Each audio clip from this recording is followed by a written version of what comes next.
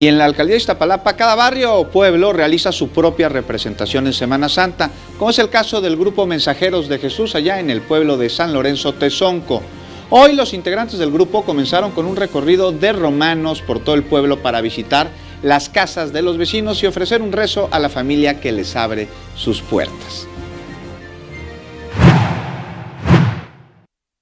Este es un recorrido del silencio. Se dice que ahorita vamos presentando al pueblo a los ladrones, vamos en busca de Jesús. Como es un pueblo romano, estamos buscando a Jesús para el momento de la aprehensión, tenerlo ubicado.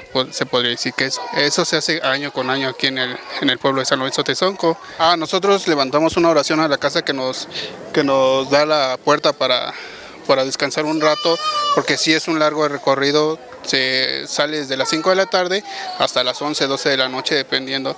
Y posteriormente el dueño de la casa nos invita a un vaso de agua, fruta o lo que tengan en la mano. Pero nosotros venimos a darle una oración también para que haya abundancia en esta casa. Y cada año llevamos como 25 años aquí saliendo.